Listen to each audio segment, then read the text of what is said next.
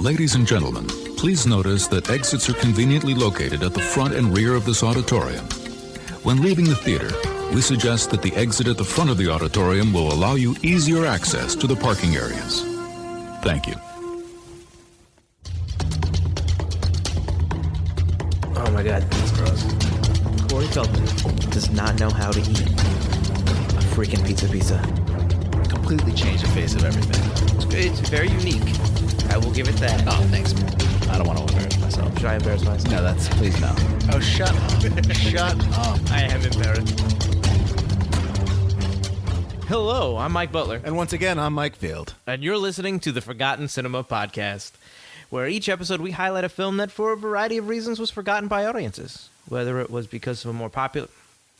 God damn it, why do I keep... All right, let's do it one more time. Do you want me to do this? No, do you want me to do this? I got it. From the top, again. Hello, I'm Mike Butler. And I'm Mike Field. And you're listening to the Forgotten Cinema Podcast. Each episode we highlight a film that, for a variety of reasons, was forgotten by audiences, whether it be because a more popular movie was released at the same time, or the movie just didn't catch on with an audience in its initial run. We'll discuss what we love about the movie, or maybe what we don't love about it, and decide whether or not the movie is worth a revisit. If you enjoy our podcast, please feel free to rate, review, and subscribe on Apple Podcast or wherever you're listening to this podcast. So, before we begin to talk about this week's movie, we don't really need to talk about ourselves anymore. No, I think we just break down, first of all, I'm very proud you got through that. Thank you. How you doing? I'm doing all right. How was your week? I went to work. I saw a bunch of trailers that no one else got to see. We did. We were at, what is it? I'm trying to think of it's called the Tone Conference, but it's Theater Owners of New England. That's what it is. Yes. So basically, because we're managers, our boss took us to one of the movie theaters up in Massachusetts, and you catch studio trailers and stuff like that, and upcoming slate of movies that some stuff that people have seen, some stuff that they haven't. We saw some clips of some from movies that that looked interesting. We saw stuff that was garbage, complete garbage. I'm not gonna say what. Oh, come on.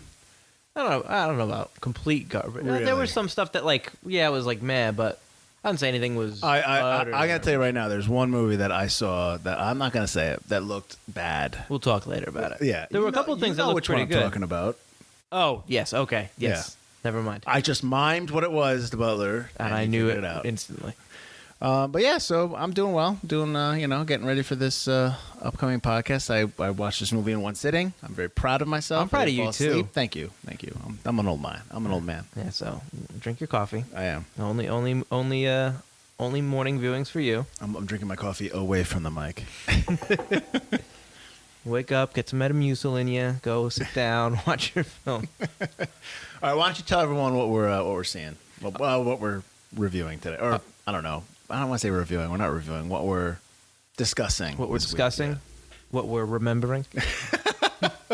Today we'll be discussing the 2003 Stephen King. No, it's not adaptation. Stephen King's adaptation, Dreamcatcher, starring Thomas Jane, Timothy Olyphant, Damien Lewis, Morgan Freeman, Jason Lee, Tom Sizemore. I forgot Tom Sizemore was in this. He's actually I don't want to say normal, but he's actually not crazy in this. I know it's a nice change of pace for him. I think after this, or when was the Christian Slater movie where Patricia Arquette? What's the name of that movie? When they're shooting up, is it Cuffs? Not Cuffs. I like Cuffs. No, the movie that Quentin Tarantino wrote that he didn't direct, but it was the guy that co-wrote. Oh my God, how do we not know this? This is terrible. I'm completely blanking. Oh, Natural Born Killers? No. Wow, you're embarrassing me. No. They're just embarrassing me. All right, so you're gonna cut all this out, Butler, because this sounds like I'm of course, I got idiot. I got two guesses wrong. I'm not gonna keep this in here. Oh, okay. I also admitted I like Cuffs, which I can't keep in here either. Wow, I gotta tell you right now, that's not happening. I saw Cuffs when I was 7. All right, so Tom Sizemore is actually not crazy in this.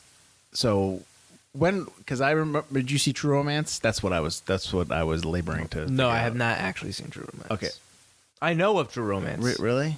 I haven't actually seen it. Are you kidding me? No. Are you kidding me? I mean, we've just derailed this Dreamcatcher podcast because you have not seen True Romance. You've never seen that? Hold on. Let's go back. Yeah, I've seen True Romance. Oh, gosh. Also, do you want me to be honest in this podcast, or do you want me to lie? I want you to watch good films. I do. I haven't gotten to it. Gosh. You know, all these films that came out in the 90s, I was like way too young to watch True Romance. I've got a lot to go back to. You are childless right now. You have infinite amount of time to do these things. I need you to schedule me for a shift at the theater. I need to not have to show up for that shift. That's 4 movies I can get in. I cannot believe you've never seen True Romance. I'm sorry. Oh my gosh, this is just. So we're doing Dreamcatcher today, but I'm really upset about this True Romance nonsense. All right, so I guess our disclaimer: if you haven't seen Dreamcatcher, thankfully Butler did. Yeah. If our little spoiler alert. If you haven't watched True Romance, Field's gonna come after you like an animal. Well, I mean, for other fellow filmmakers out there, fellow writers, fellow creatives, I mean, that's a movie you've seen. I mean, come on, that's just embarrassing. It's just... You know, in my entire life, and granted, I went to school for film and acting. And you never saw True Romance? It never even came up. No one yelled at me for this movie One before. time you're hanging out. I know you stayed in dorms, right? Yeah. Nobody had a copy of this. You guys didn't just bust out True Romance. Hey, let's watch this. This is pretty cool. No. Like, listen, I'm not saying True Romance is like the Citizen Kane Exactly. of You talk 90s about Quentin films. Tarantino, you talk Pulp Fiction, you talk, Reservoir Dogs. No one's going True Romance. Everybody know. My gosh. I don't know why I'm not saying God. Oh my God. We'll bleep that out. You make me get blasphemous because you haven't seen this. Come on. All right. So, anyways, if you haven't seen Dreamcatcher, go watch it. Welcome back. Mike still hasn't seen True Romance. You should cry. So, just to break down the plot of Dreamcatcher real quick, it's about 4 childhood friends who have developed powers. Powers where they can, in the movie, they know each other's thoughts. They can talk to each other. They can feel each other. They can feel, stuff that might happen, or they can sense other people's feelings too, as well. They show that in the beginning. Right. They go off for a weekend away. I guess they do this every year up in Maine. And this happens to be the weekend where there is an alien invasion that is occurring, and they find themselves knee deep in it. Not just by fate, but like they were supposed to be up there, or we'll get into that. And they just basically have to stop this invasion from happening. They need to stop because one of their friends gets kind of taken over, co-opted, or infected, and they need to save his life, stop the world from dying, stop the army from killing them. And it's just basically a Stephen King adaptation that's got a whole lot of stuff in there. I don't want to get too far into it. I mean, that's the gist of the plot. And I don't want to. I mean, we're going to get into it, so you'll know more about it once we start talking. And hopefully you've watched the movie. So Mike went through the cast pretty much. All the people that are in all the stars. I'll go through some facts. This was released March 21st, 2003, the same weekend as Boat Trip, View from the Top, and Piglet's Big Movie. All mighty competition. The week before, because sometimes I like to, with Forgotten Cinema, we want to figure out like maybe why people kind of forgot this movie, whether it was not as good as we remembered, or there were some certain story flaws, or whether obviously a movie came out at this time. I would tell you that the 3 movies that I just listed are not the reason why it was forgotten. No. A week before this came out, the movie Basic came out, The Core and Head of State. Have you seen Basic? It's with John Travolta. Yes, I've seen Basic. That's actually that's a pretty good movie. That's not bad. The Core and Head of State are okay. And then the week after, you had Agent Cody Banks, Hunted, and Willard. I like Hunted a lot. Hunted was Del Toro, right? Right. Yeah. I was okay with that. I didn't mind it. I liked it, but I didn't like. I've never gone back to it. And Willard was a remake of Ben, the movie, because Willard. I know it was a remake, but I didn't know it had a different title. It was called because Ben is in Willard. Crispin Glover plays Ben, and he can control the rats. And the rat's name is Willard. In the original, it was named after the guy. It was named after Ben. So as you can see, it was not. Dreamcatcher did not come out there was not a lot of competition for this movie. No. All right, so rated R, it's 134 minutes. It feels like 134 minutes. Budget of $68 million. It grossed domestically 33, worldwide 75. Its opening weekend was 15 million. So it did not, even though technically worldwide it made its money back. I guarantee you it didn't, because I'm sure the budget is not including promotion. So I'm sure it was considered a failure, pretty much. I'd be interested to see. They never really release ever what their budget for promotion is. Most films, anyway. There's probably when they say budget, that's production budget, so that's just all the way up to production. Right. So they never talk about the promotion and stuff. Right. No. But I'm sure that's rolled into something else. I'm sure that's rolled into a as part of Paramount's or Warner Brothers' main budget sheet for the whole year. I'm sure I would just be interested to see what on average a film like this, like a mid-level film or a high-level film, what the actual amounts are. Oh, I'm sure there's a vast difference between what they give out for a Star Wars and what they give out for a smaller end. Are you saying this didn't get as much promotion as Avengers Endgame? Probably not. You didn't really need to do any promotion for Avengers Endgame. It had 10 years of promotion. With all the movies that came out. So this movie, when it came out in its opening week, actually placed second to Bringing Down the House in its third week. Now, that's the Queen Latifah, Steve Martin movie. Queen Latifah, I think this was when she was starting to get a lot of bigger roles, and she was very popular. And that's Steve Martin's hot off of, but Father of the Bride and what's the one with all the 12 kids? Cheaper by the Dozen. Yeah, I don't know if that was before this or after, but Steve Martin kind of cornered that. Not romantic comedy, but that comedy family kind of market a little bit. Mm-hmm. So that makes sense. Plus, that was a funny movie. Directed by Lawrence Kasdan, who you know as the writer of Raiders, Empire Strikes Back, Return of the Jedi, just a couple of those smaller movies that somebody might have seen. But he also directed Big Chill, Silverado, Wyatt Earp, I Love You to Death. Have you seen all those? Have you seen I Love You to Death? I've not. That's the only one I haven't seen. That's a good one too. That's with Kevin Kline. That might be one for our podcast. Based on a Stephen King book, which he sold this for $1 for them to do. I don't know. Written by Kasdan and written by William Goldman. Now, William Goldman has written Princess Bride, Butch Cassidy and the Sundance Kid, All the President's Men. For writers out there, he has a book out. He has a couple books out. He passed away about 6 months ago. He wrote a book called Adventures in the Screen Trade, and that was actually my first book that I purchased, that I read, about screenwriting and the business and stuff like that. He has the famous quote, "Nobody knows anything." That's the famous thing. He talks about people in Hollywood, nobody knows anything. Everybody says that. The full quote is, "Nobody knows anything. Not one person in the entire motion picture field knows for a certainty what's going to work. Every time out, it's a guess, and if you're lucky, an educated one," which pretty much sums up, obviously, Hollywood. Right. So Goldman was somebody I always liked. I liked his first book. I read his second book, and he's just always somebody that I have followed, because Princess Bride is fantastic, and it's just well written, and he's great, and rest in peace. This was shot mostly in Canada. I guess they did the opening in Boston, or some of the stuff on the street when he gets hit by the car. Yeah. And they shot in early 2002. This came out in 2003, so that makes sense. So that's pretty much just kind of the facts of the movie. I had not seen this movie since it came out. I don't think I've ever rewatched it. So this was probably the first time I sat down and rewatched it since 2003. Have you seen it? I have caught it a couple times in various parts of the film, on HBO and Cinemax and stuff like that. Mostly I catch toward the end part, after Mr. Gray has taken over. But so I've seen the end a couple times, right? But I haven't seen it in its totality since the first time I watched it, which was back in 2003. Right. Okay. So as you rewatched it, was it SSDD for you?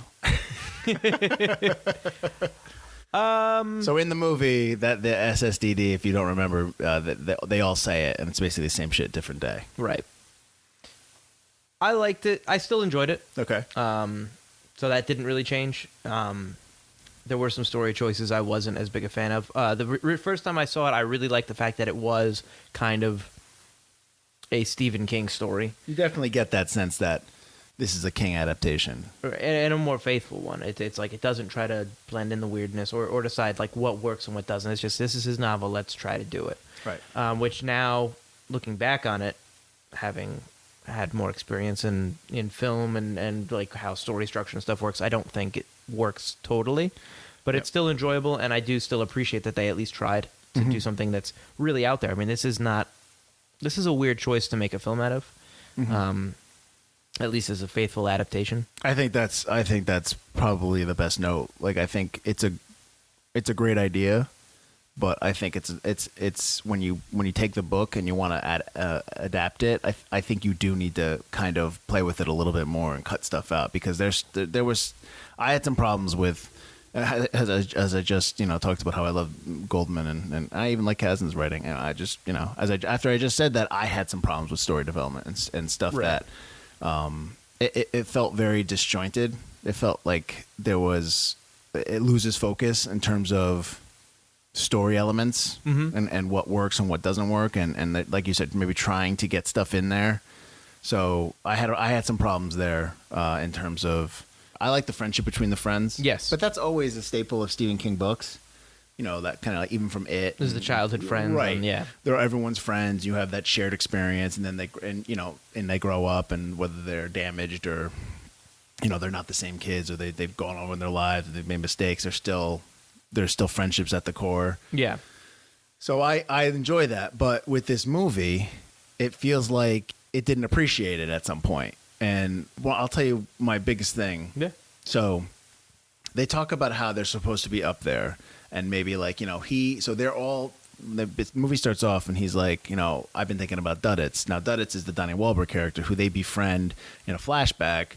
He's a person with disabilities, and he's getting picked on, and these four friends as kids go down and they stop those guys and tell them knock it off, and then you find out that Duddits is the one that gives them their powers, and so so you figure that out later on in the story, which is maybe like an hour or something in. They show that flashback. They show it, but did they need to show it? I think they needed to show it earlier. Yeah, honestly, at that point you kind of get it. Yeah. But if you showed it earlier, if the flashbacks were kind of more all in one, it would have been better. I would have wanted it earlier. Like when they show, like when they initially go to how they first meet Duddits, just show me how he gives them the powers. I would have rather had that. Right. So Duddits gives them their powers. They all have, and so they're like, oh, let's go up there and meet him. And then Jonesy, who's the Damien Lewis's character, gets hit by a car. And then 6 months later, they're back up at the cabin, and Jonesy's okay. He's a little hurt. And the whole premise of the story is the fact that when these aliens come over and they inhabit him, he doesn't die because he already had died. So that was a reason, like, because he says that he sees Duddits from across the street, so he just walks into traffic. Right. Gets hit, and there was a reason for that. There's a reason why they're up there. I gotta tell you something weird. The night I got hit, I was standing on that sidewalk, and there across the street, I saw Duddits.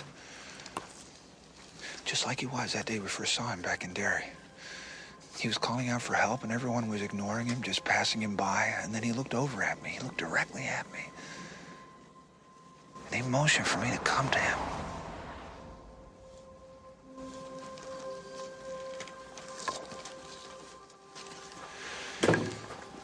So them all being up there was supposed to happen. Duddits knew that they were needed there, I assume. Like they were fated to be at this location at this time because they were going to stop Mr. Gray, as he calls him. Yeah. But then they just completely don't use Beaver or Olyphant's character, his name is leaving me, Pete. They don't use Beaver or Pete. They die. They both die senselessly. They don't do anything in terms of like their deaths aren't where they're either they sacrifice themselves or they died trying to stop Mr. Gray. They just die. And so why are they up there? I would say Beaver saves Jonesy. I would say Beaver's there to stop Jonesy from being the one that initially gets killed by the worm. Okay. Pete, however, is pointless. Yes. Pete should have died, gotten eaten by the worm. Maybe should have warned Henry. Maybe Henry should have seen Pete get killed by the worm. Pete runs. So at least their sacrifices were to get the other two friends at least to the location. Well, But Pete survives, goes on the snowmobile with Mr. Gray, doesn't really give Mr. Gray any information that changes the plot in any significant way, and then gets eaten pointlessly and needlessly. Why bring him along if you were going to eat him the whole time? Well, you didn't need to have. Well, the whole point of Pete was that he was telling, because at this point Jonesy has been taken over by Mr. Gray. So, right. And you know this because they have that whole they use that device of Jonesy inside himself looking through the window of what's happening, the window of his eyes, but he's like, because he's in his memory warehouse. Right. So, and, so he's battling Mr. Gray inside his head, inside his memory warehouse where he has all these files and stuff like that, which I liked. I like that idea. Like, that's kind of like a memory, a memory bank. A memory exercise and stuff like that, yeah. So that's one of my favorite parts of the movie. That's what I remembered most looking back at the movie. Right, so him throwing out all the files and stuff like that, right. What's the memory warehouse? You don't remember the memory warehouse? I must have forgot. You forgot about the memory warehouse? Just remind me, don't give me a lot of shit. It's in his head, B. We've all got one. Hasn't that place been condemned? Not yet. It's just that it's so crowded now I have to throw something out every time I learn something new. When I got my new laptop, I had to throw out all my files of rock and roll lyrics. So the only reason that at this point they're both in the same body, and the only reason he needs Pete is he needs Pete to direct him to I-95. Pete does that. He does this little finger wag and it directs it, and then that's it. So that's when he should have ate him. He shouldn't have bring him on the. It seems like he takes him along because he's interested in that finger power. I guess he wants to know the powers, but then you eat him. Yeah. Just because he tells you once, I'm not telling you anything. Yeah. You're a bad alien. I'm sorry. You're a bad guy. You didn't think this invasion through. Yeah. I mean, come on. I thought you wanted his information. Yeah. So I wish that they used the friend. I wish that the friends were more I'll give you Beaver being there to stop Jonesy from getting eaten by the worm. Mm-hmm. But like I said, Pete wasn't used, and not that I need them all to survive, but I think I wanted them to be a little bit more like if this story's about Henry and Jonesy, then make it about them. I agree with that. Yeah, absolutely. So that was my only thing. Like you had this group of guys, and it just feel like you left two of them behind, and it didn't make me care about the group as a whole. Right. And at the end of the movie, the movie ends, the credits come up, and then they have a clip of them around the table laughing. It's like you're celebrating the fact that these are four friends, but yet you don't use the two of them. That was one of the things that I kind of wanted. No, I wouldn't say like it's not something that like, oh, this movie stinks, you blew it. I wanted some of that. Right. If they killed them off a little later, had them spend more time together, you would have cared for the group more. Right. Like in It, it's another Stephen King adaptation, same kind of thing, very Stand By Me-ish kind of story. Are we talking about the movie It, or are we talking about the miniseries It from the 90s? We can talk about either, because the group is together a lot during both stories. Right. They don't separate them that quickly, so that you do care about the the Losers Club, or the Stand By Me kids didn't have a group name, I don't. No, but they were still a group. Yeah, but they were friends, always still there together. Whereas this, they talk about how they're each best friends, but you only really get that 10-minute scene where they're all together. Yep. So I'd agree about that. Yeah. And I enjoyed all the performances. I liked everybody. It's got like Damien Lewis. I like a lot. He's in this hot from Band of Brothers, which is fantastic. Right. I love Band of Brothers. So yeah, I like them all together. I just maybe that's why I wanted to see more of them, because I was into them. I wasn't a huge fan of Jason Lee during some of the scenes. I feel like this was kind of a little early on in his career. Maybe this is like when he started doing. What was the TV show he did? This was My Name Is Early. Yeah, this is around there. Jason Lee's doing Jason Lee. I got you. It's just what bothered me was his first monologue about doing the fuckery and it wasn't a fuckaroo. Right. It just felt like he was reading it from memory. Mm-hmm. It didn't feel like he was actually saying it. Okay. And that was like the only instance where I was like, ooh, that's your actor note. That's my actor note. It was like he was just reciting it. Okay. And it's like this is like you said, two amazing writers wrote this, and some of the dialogue is pretty good. You could have made that work. I mean, and we always talk about how this could just be, you don't know how much it's meddled with, by an editor, an executive, or, a note here or there. You just, right. You know what I mean? And you just don't know. So you don't know. It takes a village to make a movie, but it also takes a village to ruin it. So let me ask you this question. Go for it. Do you think they could have cut Morgan Freeman's character completely? And that whole plot? I'll tell you right now, I have no idea why we need any of the blue unit or the army people. They're just I don't understand why they're there. Like, if this was more of a personal journey about the four friends stopping everything, stopping the invaders, I'm fine with that. Absolutely. I really don't understand why they just muck it up, the army stuff. I get, like, if you were, again, like going back to this, if this is like a 500, 600 page book, yeah, at least because it's Stephen King, sure, Yeah, the military's probably got to be involved somehow. You're padding out your story. You want to give a lot of backstory. I do think it's cool that they mentioned the aliens been coming here for at least 25 years because Morgan Freeman's character's been dealing with it. The men call the red stuff Ripley, after the broad in the alien movies. We're eradicating the animals as they flee the blue zone. And the populace? We're bringing the civilians here to Goslings. We'll detain them until we can figure this out. And Owen, this time the ETs belong to you. That's right, Bucko. You'll be Blue Boy leader. Finally. How many left? About 100. Yeah. Not nearly enough for a serious incursion. My guess is it's a crash landing. They never picked terrain like this before, or cold weather. But in terms of the story, you cut away from who was supposed to be who you're following throughout the film. And now all of a sudden a decent chunk of your movie is following two characters you have been introduced for 50 minutes. Yeah. I mean, you basically leave Pete with the woman who is obviously getting ready to, burst out an eel. And and you have Henry going on this trek, but you don't really see Henry traveling that much. I mean, have the army people have them at the end. Like, just maybe they come, like, when all hope is lost, maybe have them come in and save the day, or have their presence there or whatever. But, like, it wasn't like they were just part of the story. They were doing this whole tit for tat thing between Freeman, who's Colonel Abraham Curtis, and Tom Sizemore was playing Owen. Yeah. Like, there was this whole back and forth between them. Like I don't. That's not why I'm here. I'm here for the four friends. Yep. So I think that pulled me away from, I think, what I was enjoying about the movie. I like the setting. I like the main setting. I like the Stephen King idea, like the four friends, and then you have the army guys coming in here, the blue unit, and it's just kind of like, I don't care about this. Like, even at the end of the movie, they're pointless. Right. At the end of the movie, he basically, Freeman hijacks a helicopter just to go shoot down Sizemore, just to have a firefight with him from the middle. And why? Just add some action, unneeded action in a movie that's not an action film. Just to get rid of Owen so that Henry and Duddits can deal with, Jonesy and Mr. Gray. Which is like, the both of them kill each other at the same time, essentially. So why bother having the characters if you're just canceling them out? Yeah. Then if they cancel each other out, they're not necessary. Right. Yeah. And I love at the end of the movie with the little egg opening up, like that worm that's just born out of the egg. Like it knows I got to get to the waterline. Like, it knows I got to get to.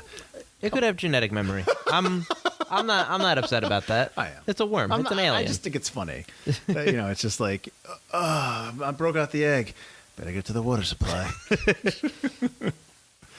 So to answer that question, I wasn't a huge fan of the army, of the blue unit. Right, it was blue unit, right? It was blue unit, yeah.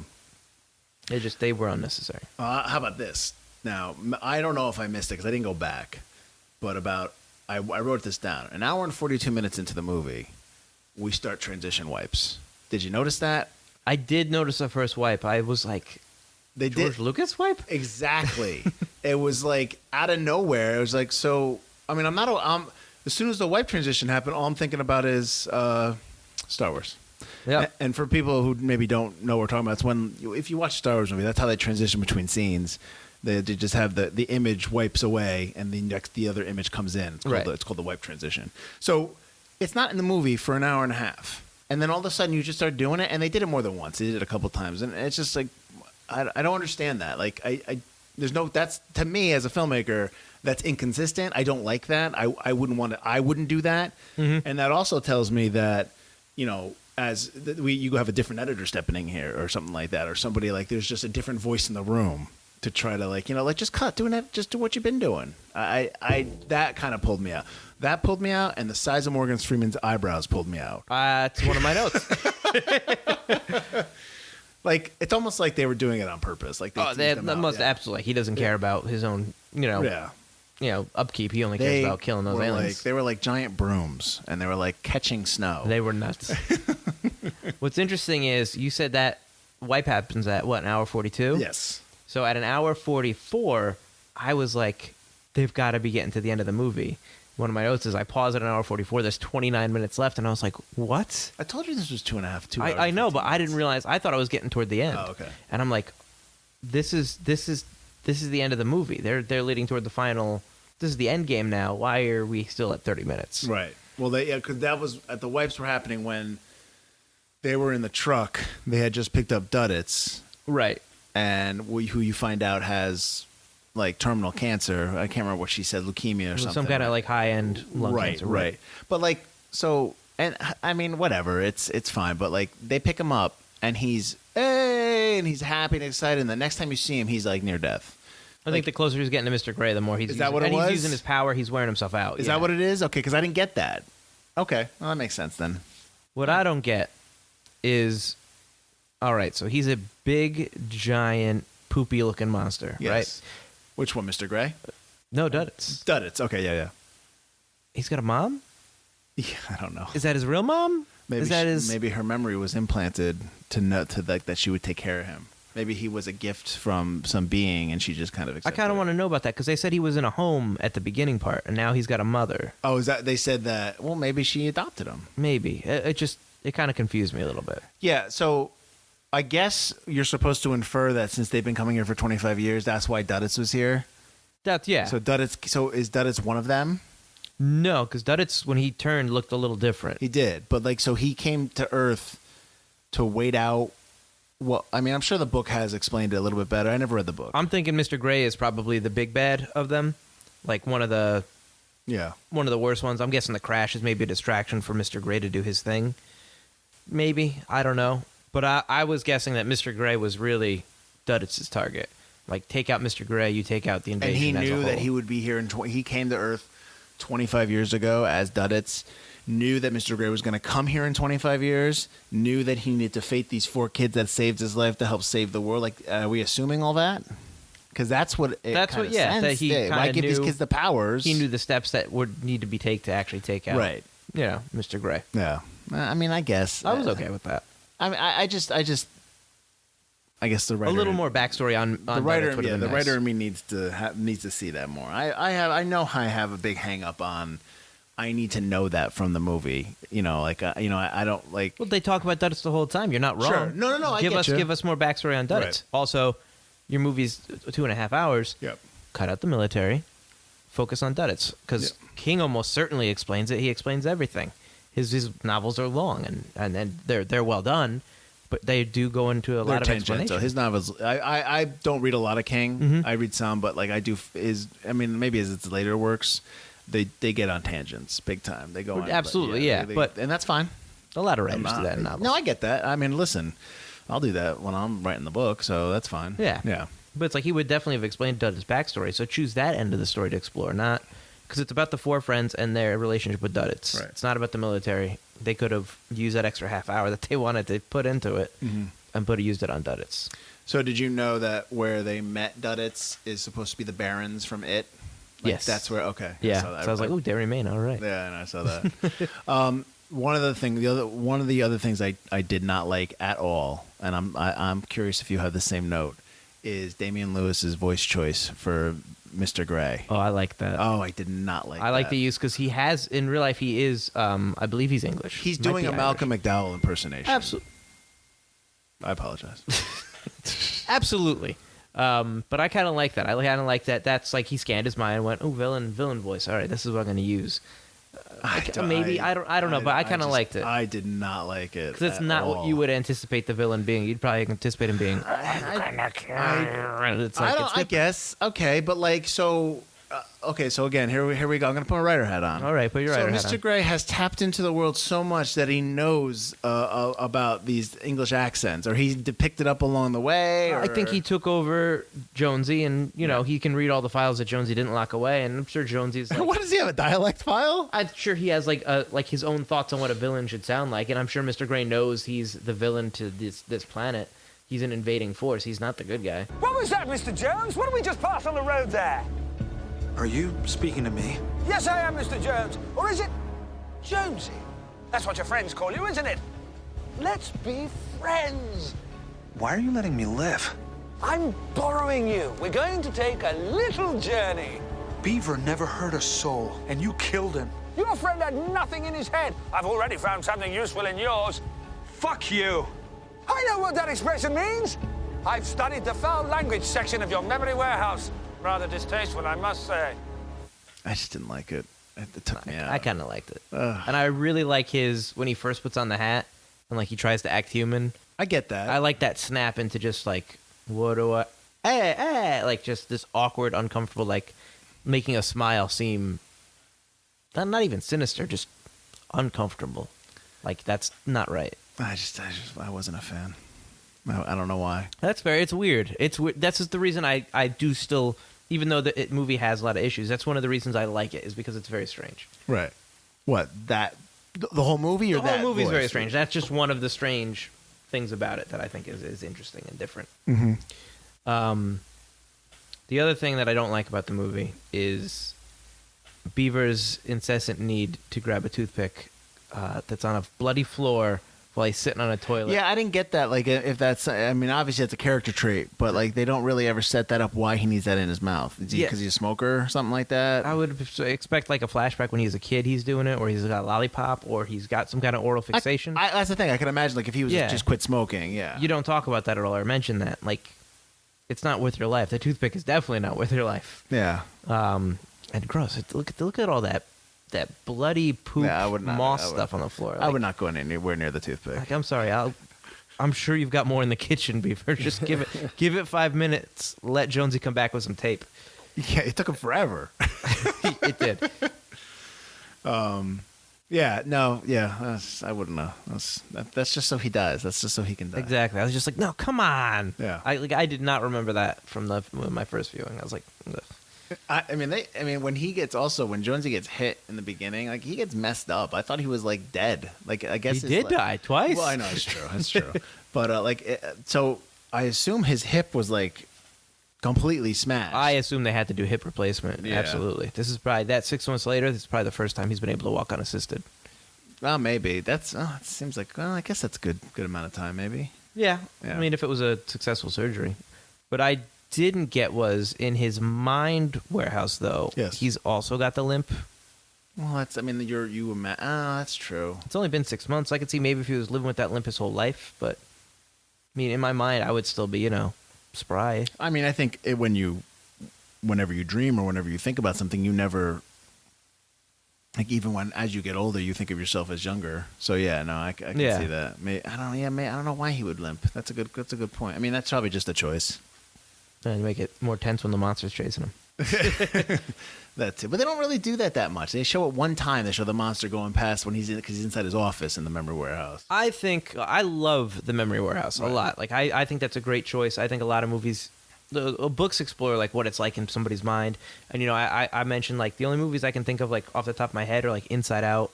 Mm-hmm. And this, where like you really maybe in like an episode of Futurama or something, when Fry eats the bad sandwich and it turns out they're like fixing him. You don't really see like when you think of what's in your mind, you think of like files, databases, or people like talk about it, but you never really see it. And I thought that was interesting that you actually see, the mind warehouse and how files are and how you lock things away. And I think it was a brave choice to put that in the movie because that's really more of a book kind of thing. Well, you could also screw it up easy. Exactly. Right. So I think that's maybe why they didn't do it enough, is maybe they were kind of worried about doing it at all. And I think it actually works really well, and they should have done maybe a little bit more. Yeah. Well, I can see that. This movie's also Kazan came out and said like this movie affected his career. The failure of this movie, like it cost him 2 productions or something like that. I find that hard to believe. Just tell him you're Lawrence Kasdan. I mean, do you know who I am? here's my work, my body of work. Oh, right. So this is the only. It's always okay. It's always what have you done for me lately? It's always like that. Yeah. It's everything. People always forget where what you did because you haven't done it in a while, and you just assume that you can't. It's lunacy how some people don't understand. Like this guy is like an accomplished writer and director and filmmaker, and right. You one movie doesn't do well. Oh, sorry. It might not do well, but it's not bad. Well, I mean, it's got its issues. I don't know if I would say that it's good. Plus, it's an adaptation. It's not like an original work or something that he's doing, like an actual film. Adaptations are tricky because I think we touched on it a little bit. You have to decide how much you're going to pull from the book and how much you're not going to. You have to decide, what's best for the movie, or is it best so that I don't piss off somebody who loves the books, especially nowadays, especially like we're hot off the heels of everyone complaining about how the look of Sonic the Hedgehog on on Twitter, and then the filmmakers are like, we're going to change it. And it's just like, why? And then everyone's like, oh, I can't believe it worked. It's like, just don't do what you're doing. Don't worry about it. Listen, I will agree with you, and everything you said about that is absolutely true. But they needed to fix that. That thing is not Sonic the Hedgehog, and B, not pleasant to look at, and C, just garbage. It's Sonic the Hedgehog movie version. It may not be Sonic the Hedgehog video game version. It looks bad. The movie looks bad. You need to at least make your Sonic look right, or no one's coming to see it. Do you really think the movie was going to be a good movie? Detective Pikachu looks good. It looks. By the way, when we're recording this, it has just come out, so I have not seen it yet. Don't spoil it for him. Does Pikachu win? Wait a minute. He's a detective. Isn't he supposed to be solving a crime? This is the limit of my Pokemon knowledge. He's a detective. He's solving a crime, but, I mean, he's still fighting Pokemon. He's a Pokemon. You've lost me. I don't get it. Pika Pika. But, yeah, I mean... That's one of the things that I don't like, not to cut you off. No. But when Kazan comes out and says like, "Oh, this movie affected my career," blah blah blah. I don't like it when filmmakers, after they make a movie and they come out and they comment on the movie. I don't like it when I hear like, like Spielberg doesn't like the movie 1941. He hates it, and I understand why he doesn't like it, because it's got some stuff in there that's a little questionable. Don't shake your head, but it's actually still a funny movie.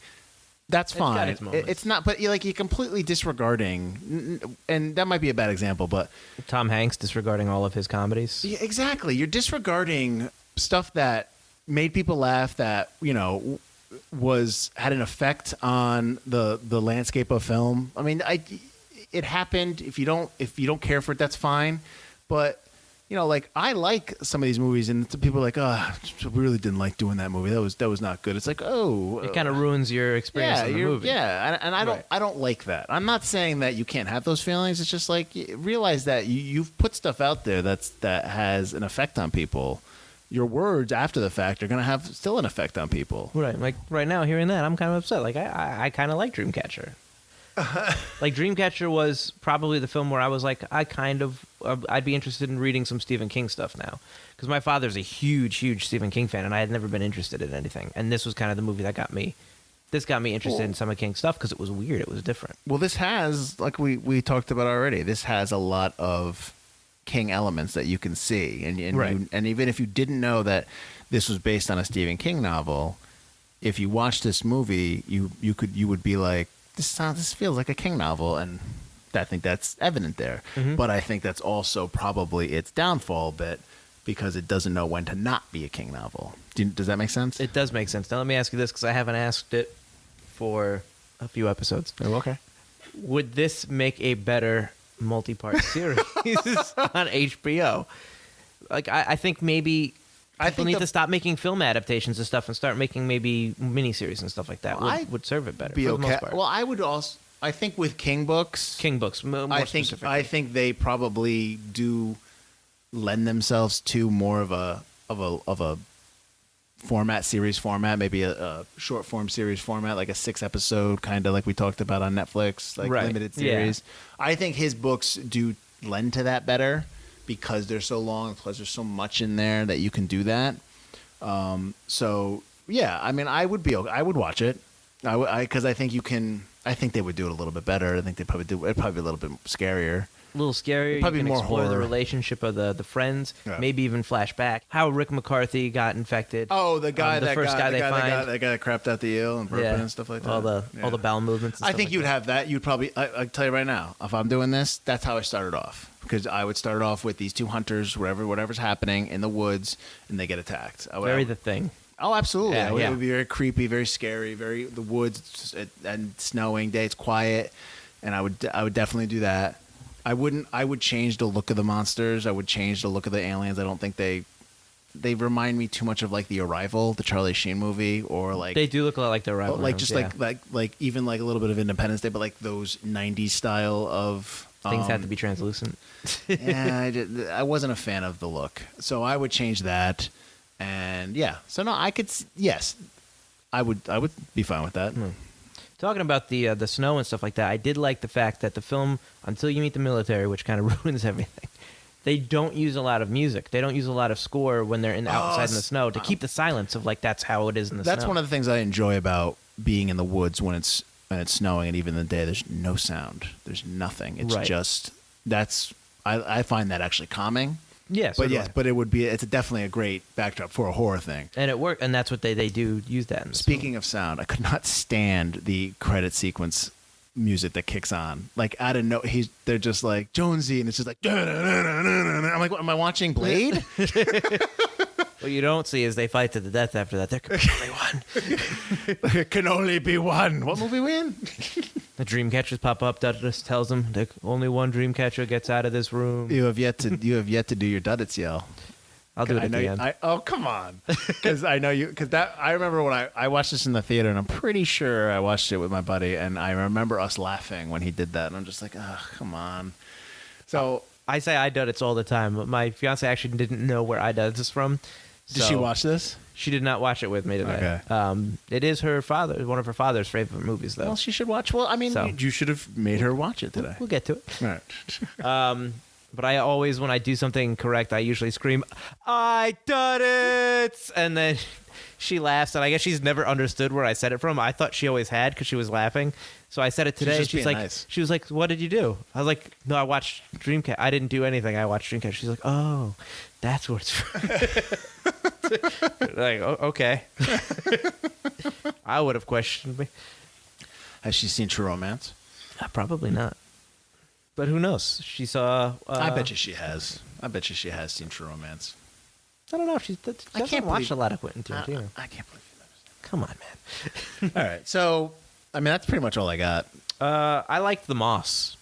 I gotta say, I liked the red. I liked that it was called the Ripley. I thought that was cool. Shout out to Alien. Yeah. But I like the look of it when it starts taking over the cabin. Okay. And the red over the white, you get this color, and this color is evil because everything else is like blank white and stuff like that. I thought that was really cool. I thought the cabin set design was really neat. How they dress it with the red moss everywhere and stuff like that. When at the end of the movie, when the two aliens basically congeal into one and then they explode into a red poof, no one's worried about that dust getting into the water supply. I was wondering about that. I was like, they don't really it doesn't really seem contained. Yeah. Did you notice that the Dreamcatcher shape appears in the I did notice that. Why? That's the thing. Again, this is going to all go back to the disjointed nature of it. There's stuff in there that I don't get why it's in there, that it doesn't make any sense towards the movie. Like, I still don't like the army guys, like all that stuff.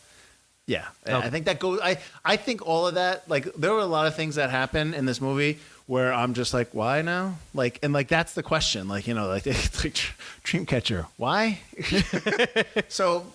Yes, I think that there's a lot of things that, if it's one or if it's almost like Death of a Thousand Cuts by a Thousand Cuts. It's like if it's one thing or another, you're just kind of like, okay, whatever, the movie's good, we'll pass on. But it's multiple things like that, you're just kind of like pulling you out of it, and I'm just like, oh no, why? What is this? Why are we here? What is this? What are you doing? What are his eyebrows so big? Like stuff like that. Nice call back to the eyebrows. They're big. They're really big. Okay, so final thoughts. Yes. Would you recommend this movie to someone? Oh, come on. That's okay. If they read the book, yes. Otherwise, no.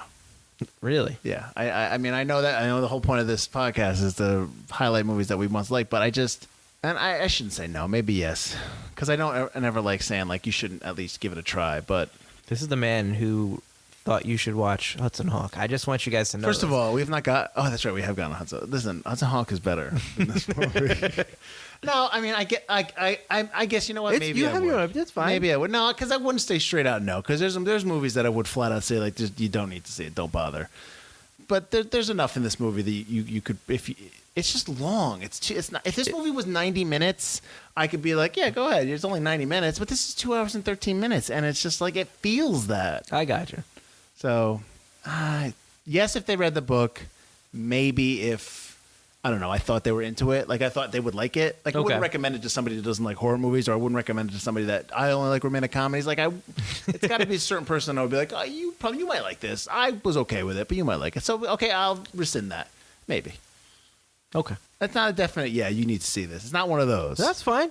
Like, I would recommend you see True Romance. I'm not saying it's great, but it's definitely worth. God damn it! Now I'll never watch True Romance just because it you pisses will. you off. You're too gonna much. watch it now. It's not forgotten cinema, so you can't put it on there. Listen, we have a running. There's not a running joke, but like we have a list of movies that. What did you say was that 60? No, 67. 67 movies are on this list. I have seen every single one of these movies. I mean, that just makes me old. And you have seen what? Maybe 80% of them. I've seen about 80% of them. That makes sense. Yeah. All right. Well, would you recommend? Well, same question. Yeah. Yeah. I know. I think if you like the novel, you should watch it. That's not to say that I thought it was perfect. I liked it less my second time around. Okay. There's stuff I understood more because I watched it a while ago. There's stuff I appreciated more, but there was a lot of stuff I just couldn't forgive. That as a teenager watching, you forgive stuff. Oh yeah. I think that's important with any movie. Yeah, it's not perfect. It's too long. There's an entire plot about military people that you can cut out. It's pointless. Mm-hmm. The friendship with the friends doesn't last long enough, Mm-hmm. and it would probably be something that should be remade and done maybe better. But some of the dialogue's great. The look of the film is great. The acting is pretty good. I really liked the mind warehouses, a very interesting idea. And as far as horror movies go, it is a more original idea. I mean, it's based on a novel. We got an original concept. Exactly. That was one of the when we were at this, harkening back to when we were at this conference, they were introducing one of the movies, and one of the reps was like, "Oh, this is an original concept," and it's like, why is that a selling point? They should all be originals. Like I'm pretty sure everything we watched was either based on another movie or TV show. Yeah, in the world we do live in the world of reboots, remakes, and sequels, prequels, adaptations. Yeah, which this is. So, my bad, but I would definitely. I would watch it. It's a different kind of film. If you like The Thing, this is definitely something kind of the original Thing, not the second one. The one that was just the newer one. It's all right. No, it's not. If you're telling people if you like the 1982 The Thing, yeah, okay, yeah, fine. That's what I'm saying. Don't tell people if they like the other one. You like the other one? You like the second one? It's not great. It's not great. Stop right there. But you could still watch this one again. It's pretty much a remake of the original. Yeah. It's not great. Stop. But so that if you liked that, you could still come back to this. That's all I'm saying. I gotta disagree with you there. Okay. The remake that they didn't say was a remake. It was a retelling, but they basically redid the entire stuff story. Yeah. From the original The Thing. I do not like that movie. That's fine. But the 1982 The Thing is fantastic. Absolutely. But if you like a movie like that, a story like that, this is very reminiscent of that kind of weird kind of body horror, wintertime alien thing. And you don't see aliens as kind of like a psychological horror kind of object anymore. Usually if they're an alien, it's going to be a giant monster alien coming to get you. So this is a little different. I think it's kind of cool. And I would definitely give it a shot. It's got Lawrence Kasdan directed and wrote the thing. I mean, I think that's kind of cool. And while you're at it, give True Romance a shot. It's just, it's a decent movie. I want everyone to find every copy of True Romance that they can find. And videotape yourselves burning every copy, courtesy of Michael Field. That's just a shame. Do you have You're missing out. Listen, we are right next to your box of posters right here. Do you have a True Romance poster in here? I don't. That was no, I don't. I don't think when that came out in 91, 93. So I had just started working at the theater. I started working in 93 at the movie theater, and I really wasn't. I mean, I wasn't getting posters that regularly. So no, I don't think I got that poster. All right, it's not in there. I'm gonna have to buy you one. Just burn it up right. Burn it in front of me. Maybe when it's on TMC Classic, when we show it or something at the theater. All right, so I guess we have our answer. Whether we'll watch it again, whether you should see True Romance. Now's the time on the show when we start talking about the other stuff we're doing. All right. You want to go first? Yeah, I'll go first last time. So I got a couple books out. They're at Amazon.com. There's the Adam Parker Mystery Series, Adam Parker and the Radioactive Scout, and Adam Parker and the High School Bully. So you should check those out if you like comedy mystery, if you loved Encyclopedia Brown. It's a lot of that in that same vein. They're not long books. I don't like to write long books. I try not to be long-winded. So I try to get to the point. So they're more of like a summer read, I guess. And summer's approaching. Actually, no. Summer's here. So you guys listen to this. So summer's here, so go pick it up. And, that's it. I'm just doing this podcast. You can go and check out stuff I've done on the website, my personal website, michaeldfield.com. But yeah, it's pretty low-key right now. All right. And I have 2 other podcasts out right now. I've got Two Player Bros, a podcast by 2 brothers who play way too many video games, where you join me and my brother Alex as we talk all things video games. We have all the systems. We play a lot of them. We catch up on the latest news and reviews for video games. And then I've got Cracking One Open with Mike and Elise, where we crack open a local beer and we talk brews, news, and pop culture reviews, as basically just learning about different craft beers, what's in them, how they made them, different breweries, and you just chill out with us while we drink the beer and talk about pop culture. So those 2 podcasts are available now wherever podcasts can be found. And of course, if you like Forgotten Cinema, please like, rate, review, share this podcast. Subscribe. Tell your friends. We'd love to keep doing this. We'd love to... Well, we're stopping? Well, we'd love to be able to put more focus into it. And the more subscribers we have, the more time and focus and energy and tools we can use to make this podcast better. By focus, you mean dollar bills. Dollar bills, yo. But first we need you guys to help us out. And that's how you do it. All you got to do is listen, like, review, subscribe, and... Yeah, and hopefully your disregard for Watch True Romance has not turned people off from listening to this podcast anymore. Disregard. I heard me. They're going to hate this movie. Anyway, this is Forgotten Cinema. I'm Mike Field. I'm Mike Butler. And you've been listening to Forgotten Cinema. More like Field roast me on not watching True He should have watched it. It's ridiculous. He should be watching it. Boo.